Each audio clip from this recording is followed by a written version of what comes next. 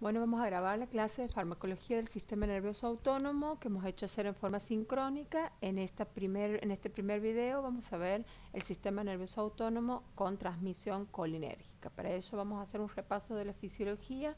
El sistema nervioso se divide en central y periférico. Dentro del central vamos a encontrar cerebro, cerebelo y bulbo raquídeo y médula espinal. Y ver el sistema nervioso periférico vamos a tener el sistema nervioso somático, que es el voluntario, incluye los nervios sensitivos, motores y mixtos, y el sistema nervioso autónomo, que incluye la inervación simpática y parasimpática.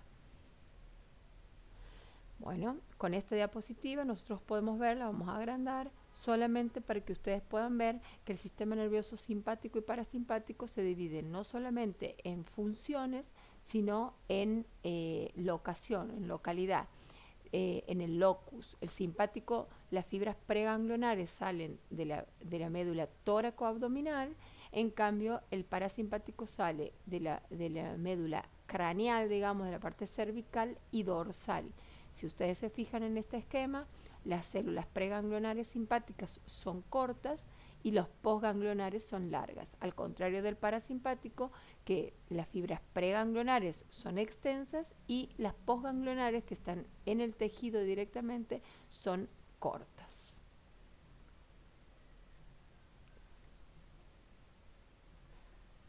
Siguiendo con la anatomía, con la anatomofisiología, vamos a tener que a nivel del sistema nervioso simpático, la fibra preganglionar tiene como neurotransmisor a la acetilcolina, igual que el parasimpático, que tiene como precursor, como neurotransmisor a la acetilcolina, pero en el postganglionar vamos a tener que las aminas del sistema nervioso simpático son los neurotransmisores postganglionares, postsinápticos, y el parasimpático tiene la acetilcolina como neurotransmisor en la segunda neurona. En cambio, en el somático interviene una sola neurona, no tiene preganglionar, presináptica, y solamente tiene la acetilcolina como neurotransmisor tisular, digamos. Esta diapositiva es para que ustedes vean que el sistema nervioso autónomo, como hablábamos ayer, es un equilibrio entre los efectos del parasimpático, los efectos parasimpático-miméticos y los efectos simpático-miméticos, en el cual uno prevalece cuando uno está en el sueño, en la digestión, en la relajación, en el reposo, y otro sistema es el sistema nervioso simpático. Lo que hace es cuando uno está alerta, en peligro, en estrés, en supervivencia, por lo cual los efectos van a ser contrarios, pero nuestra homeostasis, nuestro equilibrio surge justamente del equilibrio dinámico del parasimpático con el simpático. Estas son las respuestas de algunos de los órganos efectores a la estimulación simpática y parasimpática, y vamos a ver que a nivel de ojos la respuesta simpática es la midriasis, o sea, es la dilatación de los ojos, de las pupilas. La respuesta parasimpática es la miosis, la contracción pupilar, y si nosotros tenemos que comparar una respuesta, ¿para qué tendríamos dilatación de la pupila? Nosotros tenemos dilatación de la pupila en la oscuridad para poder aumentar el campo visual. En cambio, cuando dormimos tenemos miosis porque no necesitamos aumentar el campo visual, necesitamos protegernos de la luz. Si nosotros lo llevamos a esta situación, a una situación de estrés, si estamos en una situación de huida, necesitamos dilatar la pupila para poder aumentar nuestro campo visual para la protección y la supervivencia. Entonces, la midriasis va a prevalecer ante la miosis. Si nosotros seguimos con el mismo ejemplo, en el corazón tenemos una frecuencia cardíaca elevada porque necesitamos aumentar el flujo sanguíneo para inervar y oxigenar los músculos de la huida para poder estar atentos, para que el cerebro reciba frecuentemente, con mucha frecuencia, el oxígeno. Entonces aumenta la contractilidad y velocidad de conducción y la automaticidad en el corazón. En cambio, en el parasimpático, en reposo, nosotros tenemos disminución de la frecuencia cardíaca, disminución de la contractilidad, de la velocidad de conducción y cierto bloqueo auriculoventricular para disminuir el consumo energético y poder dormir y reposar. A nivel pulmonar, como hablábamos, tenemos que el simpático, relajación del músculo liso bronquial. ¿Por qué? Porque necesitamos una broncodilatación para que oxigenemos más nuestros campos pulmonares. En cambio, en el parasimpático hay contracción del músculo liso bronquial y estímulo de las secreciones salivales y glandulares. Todas las secreciones glandulares están aumentadas a nivel del sistema parasimpático porque es el momento de reparar y uno lo hace con células a través de los líquidos. En los vasos sanguíneos hay contracción en la respuesta simpática, relajación en la respuesta parasimpática. A nivel gastrointestinal, aquí es al contrario. A nivel gastrointestinal disminuye el tono y la motilidad y hay contracción de los esfínteres. Digamos que si nosotros estamos en una situación de huida, no necesitamos digerir nada y no necesitamos ir al baño, por lo cual hay contracción de esfínteres. Y al revés es cuando nosotros tenemos una situación de relajación, aumenta el tono parasimpático, aumenta el tono del músculo liso intestinal, aumenta la motilidad, relaja los esfínteres y por supuesto aumenta las secreciones glandulares. A nivel de piel tenemos solamente actúa el nivel del sistema simpático. ¿Por qué? Porque necesitamos con la contracción del músculo liso motor y con la secreción de las glándulas sudoríparas necesitamos regular la termorregulación, la temperatura de nuestra piel para las situaciones de huida, pero se dice que tiene un efecto colinérgico porque en la piel, si bien las fibras son simpáticas, el neurotransmisor es la acetilcolina, por eso se llama efecto colinérgico. En el sistema genitourinario, nosotros vamos a tener relajación del detrusor, contracción del esfínter, contracción del útero grávido y eyaculación con la respuesta simpática. En cambio, la parasimpática actúa con contracción del detrusor vesical, relajación de esfínteres y erección. En las funciones metabólicas, como ven, no hay funciones metabólicas parasimpáticas. Cuando uno está en reposo no tiene que metabolizar ni secretar ninguna de las glándulas en reposo metabólicas. En cambio, cuando nosotros necesitamos una sumatoria de energía, cuando necesitamos que la glucosa esté en alerta, no nos vamos a poner a comer para poder huir. Entonces, ¿qué hace el organismo? Hace aumento de la gluconeogénesis, de la glucogenólisis, de la liberación de renina, aumento de la lipólisis, disminución de la secreción de insulina. Todo esto conlleva a tener un aumento de la glucosa disponible en sangre para aumentar las vías energéticas y no tener que depender de la digestión, ni de la ingesta, ni del consumo de alimentos para poder tener energía. Con respecto a las glándulas salivales, ambas inervaciones hacen secreciones, el mismo efecto. Bueno, entrando en la farmacología del sistema colinérgico, nosotros nos preguntamos ayer para qué servía. Entonces, si nosotros sabemos que el sistema colinérgico, o sea, el sistema parasimpático, actúa a nivel de los músculos lisos, entonces, ¿para qué podríamos usarla? Si sabemos que actúa sobre la pupila, entonces vamos a deducir que tenemos usos farmacológicos en oftalmología. Si actúa sobre la placa motora, entonces podemos usarla para aprovechar ese efecto y hacer bloqueos neuromusculares, por ejemplo, en cirugía. También tenemos nosotros, ya lo vamos a ver, a dónde están ubicados los receptores muscarínicos o los receptores en realidad colinérgicos. Tenemos receptores que están a nivel del sistema nervioso central y que actúan cuando está disminuido ese neurotransmisor, provocando un deterioro cognitivo. Entonces, si nosotros actuamos a nivel de esos receptores, podemos de alguna manera disminuir ese deterioro cognitivo. Entonces, todas las enfermedades de Alzheimer, Parkinson, etcétera, podrían estar siendo controladas con nuestra intervención farmacológica en el sistema colinérgico. Ahora, hay síndromes de intoxicación con esta interacción de cualquier ligando que no necesariamente sea un receptor con un ligando, un fármaco con el receptor, sí. ¿Por qué? Porque ya vamos a ver más adelante que hay hongos que provocan una intoxicación que se llama micetismo, que se unen, son agonistas de los receptores y producen intoxicación, alucinaciones, etcétera. Ya lo vamos a ver. Bueno, veíamos ayer la propaganda de este fármaco que es muy conocido, que nosotros no vamos a decir el nombre para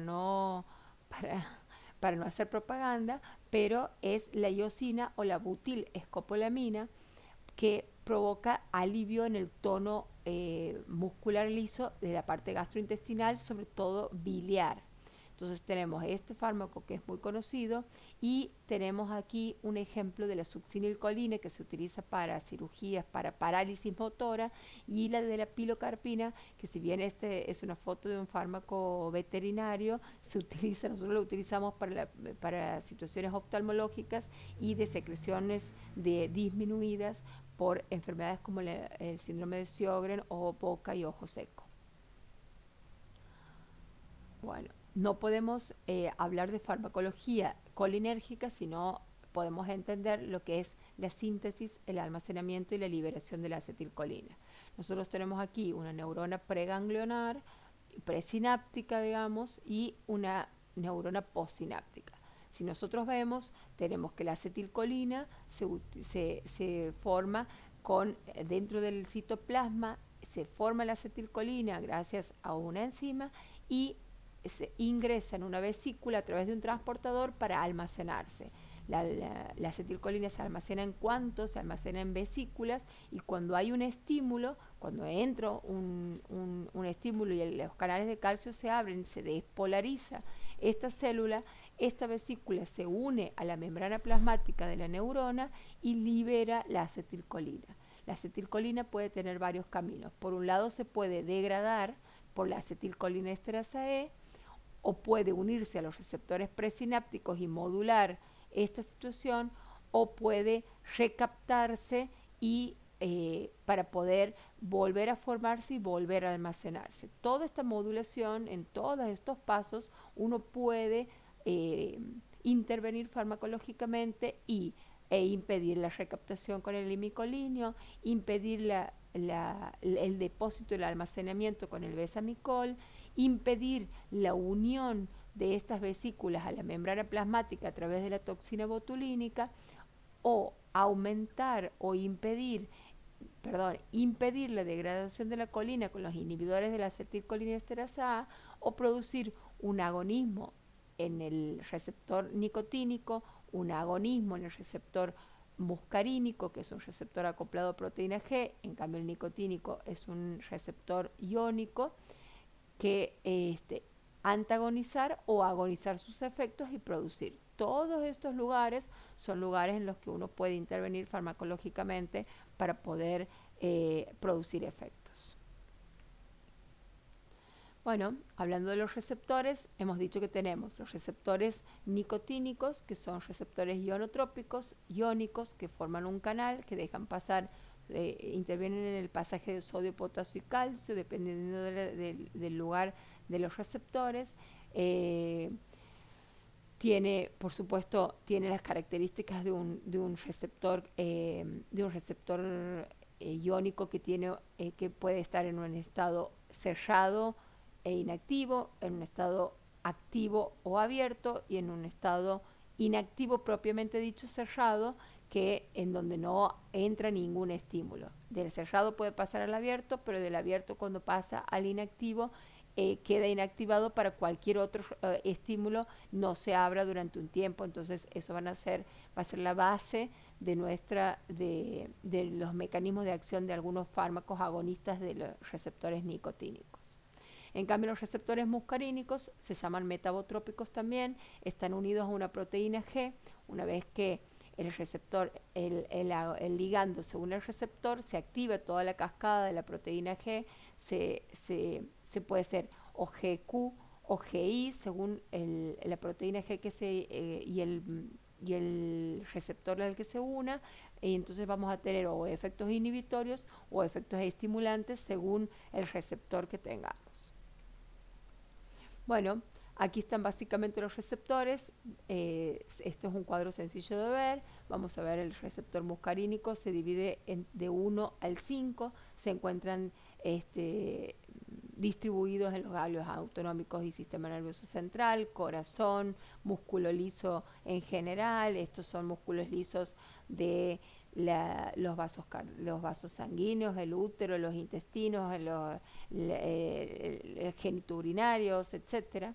El muscarínico el M4 y el M5 están en el sistema nervioso central, nada más que uno utiliza la proteína GI y hace inactivación, o sea, inhibición de la MP cíclico, de la adenosiclasa, en cambio otro hace GQ con estimulación. Y tenemos los nicotínicos, que tenemos un receptor muscular y un receptor neurológico. Uno va a estar en el músculo esquelético para la acción somática y el otro va a estar en los ganglios autonómicos para la placa neuromuscular.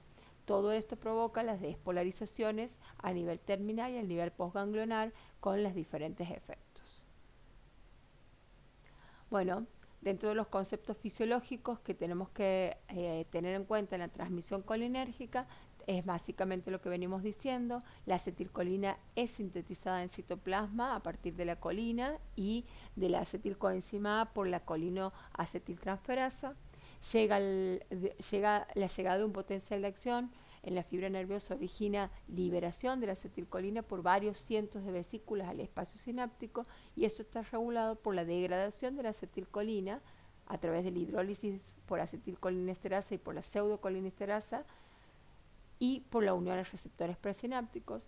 Los receptores muscarínicos median efectos del ACTH en órganos inervados por este sistema y contribuyen a la transmisión ganglionar.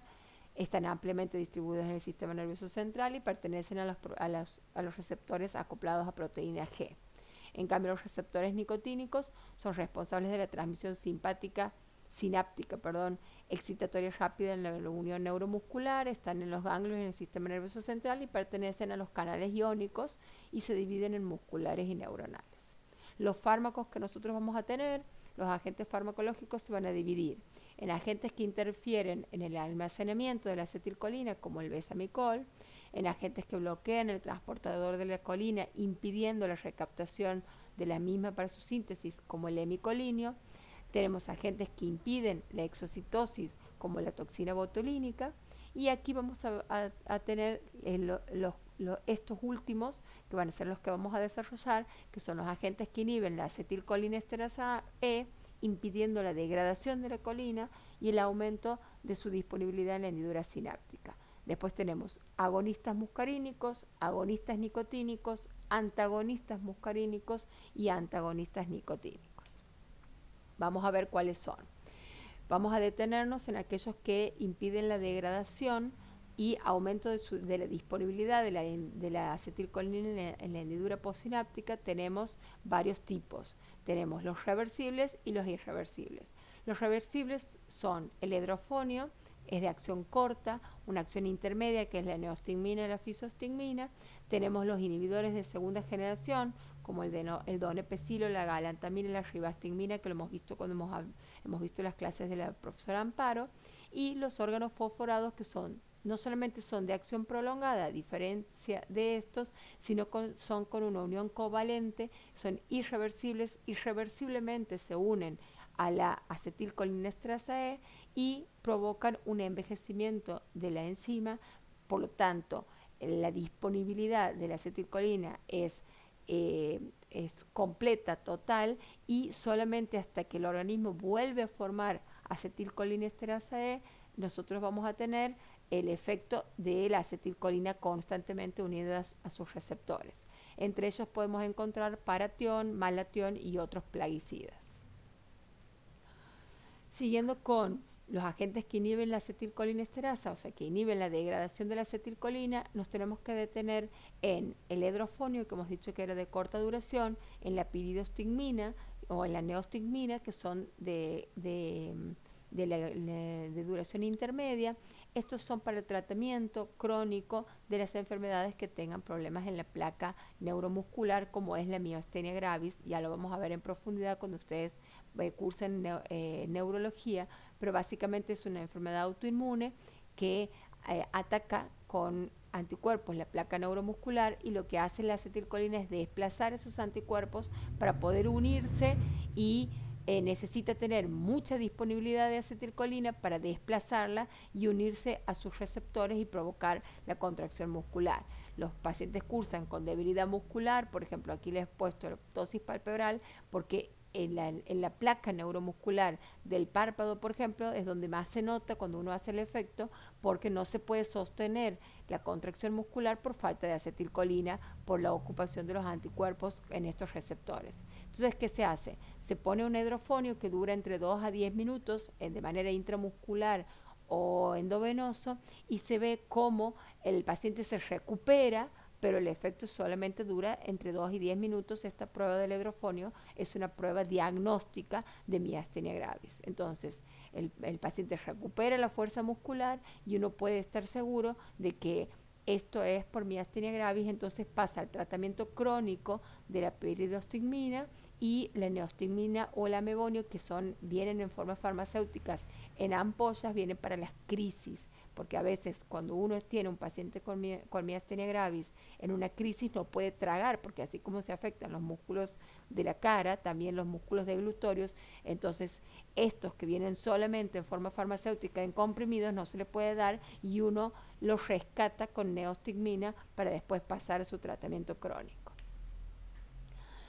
Bueno, siguiendo con los inhibidores de la acetilcolinesterasa, nosotros tenemos de segunda generación el donepezilo, la ribastigmina y la galantamina, que son inhibidores de la acetilcolinesterasa E, que se utilizan básicamente estos para, para los pacientes que tienen síntomas de deterioro cognitivo, tanto en demencias vasculares como en demencias como Alzheimer, el Parkinson, etc. Son muy utilizados en neurología. Muy bien, para concluir con estos agentes que inhiben a la acetilcolinesterasa, hay plaguicidas, venenos, digamos, que se utilizaban en forma indiscriminada antes, hasta que se han descubierto que hacían intoxicaciones agudas. Son los órganos fosforados como el paratión, el malatión, etcétera, que se sigue usando de manera ilegal, pero que los pacientes vienen con un cuadro de intoxicación importante, con confusión, alteraciones del sensorio, bradicardia extrema, miosis extrema, broncoespasmo, broncorrea, cialorrea. O sea, tienen muchos componentes importantes, sobre todo estos muscarínicos y estos del sistema nervioso central, que se utiliza la atropina, que vamos a ver es el antimuscarínico por elección, que se utiliza para poder contrarrestar la intoxicación por órganos fosforados. Dentro de los agonistas muscarínicos, acuérdense, nosotros hemos visto los que impedían, los fármacos que intervenían en la síntesis, almacenamiento y eliminación de la acetilcolina, los que impedían su degradación. Bueno, ahora vamos a ver los agonistas de los receptores muscarínicos. Se dividen en ésteres de colina y alcaloides. Los ésteres de colina son moléculas cargadas que se absorben mal por vía oral, y se distribuyen de manera ineficiente en el sistema nervioso central. Tenemos la metacolina, el carbacol y el betanecol, y dentro de los alcaloides tenemos la muscarina, la pilocarpina y la cabimelina. La metacolina, ¿para qué se usa?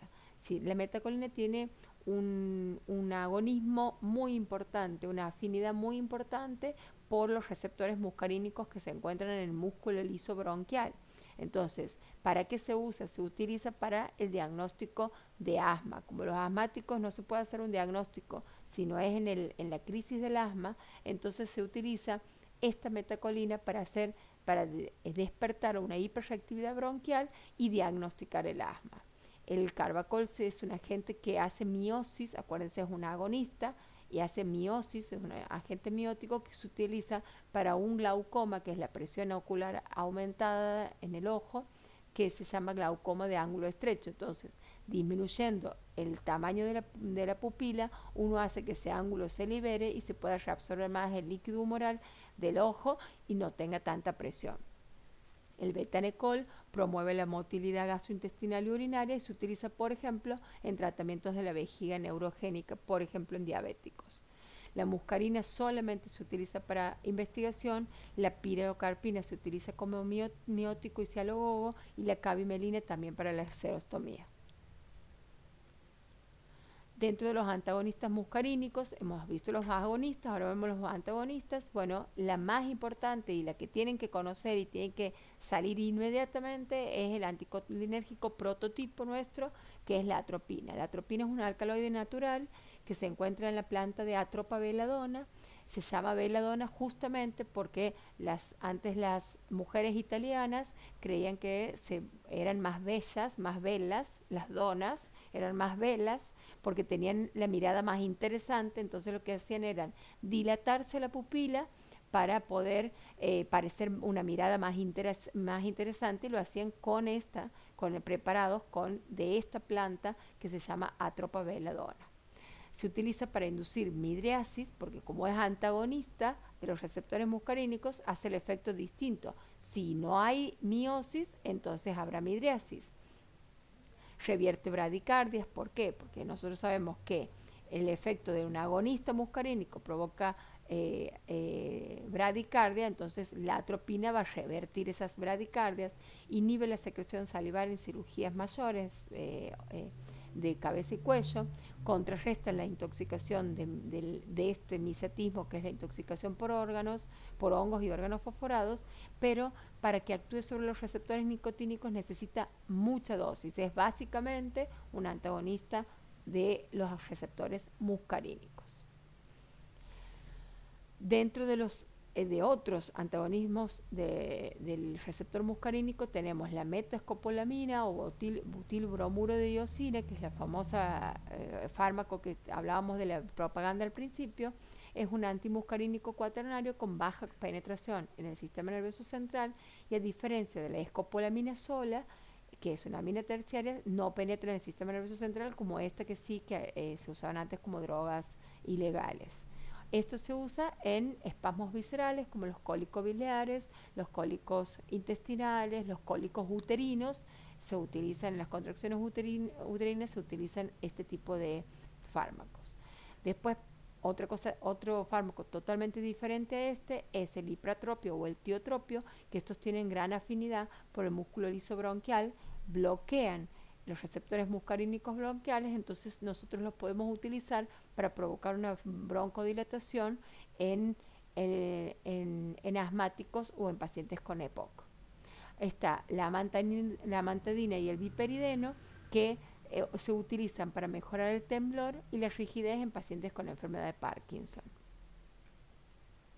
Dentro de los agonistas nicotínicos tenemos la succinilcolina. Este es un éster de colina con alta afinidad por los receptores nicotínicos y una alta resistencia a la degradación por la acetilcolinesterasa E.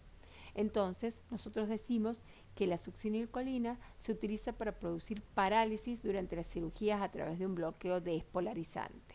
Entonces, si nosotros sabemos que la acetilcolina provoca contracción muscular, que por eso inhibíamos la degradación por ejemplo, con la piridostigmina, ¿cómo puede ser que ahora un agonista provoque parálisis? Bueno, justamente la parálisis es porque lo que hace esta succinilcolina es unirse al receptor nicotínico, provocar que ese receptor nicotínico primero pase del estado cerrado al activo, al abierto, y del abierto al inactivo. Entonces, como ese músculo está acostumbrado a una contracción, pero por estimulación permanente o persistente en realidad de la acetilcolina, lo que hace es, como la succinilcolina no se degrada por la colinesterasa E, lo que hace es bloquear la unión de la acetilcolina con el receptor. Entonces sigue el receptor inactivo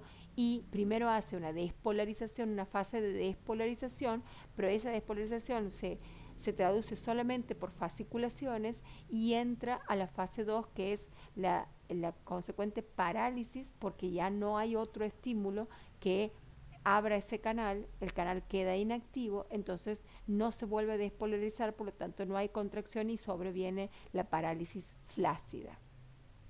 Al contrario de los antagonistas nicotínicos, que hacen un bloqueo pero no despolarizante. ¿Por qué? Porque en realidad hacen un bloqueo competitivo, directamente tapan el receptor nicotínico y no se produce ningún tipo de estimulación. Por eso este es no despolarizante y deviene del curare, de la planta del curare, del que se ha sintetizado la tubocuranina, el pancuronio, el becuronio, el rocuronio y el atracurio. Eso lo usaban los indios para inmovilizar a sus presas o a sus enemigos. aquí está la farmacocinética de los nicotínicos, básicamente bloquean el canal. Esta es la planta del curare, muy típica en nuestro medio, bueno, en realidad más en América Latina, en América Central. Y las farmacocinéticas siempre se dan endovenosos, no atraviesan las membranas, no se metabolizan, se pueden revertir su efecto administrando inhibidores de la acetilcolina para que ahí se puedan degradar, y la muerte por estos fármacos o por el curare sobreviene porque puede ocurrir parálisis respiratoria al paralizar el diafragma. Con esto terminamos las, eh, las, la farmacología colinérgica y seguimos en el otro video con la farmacología simpática.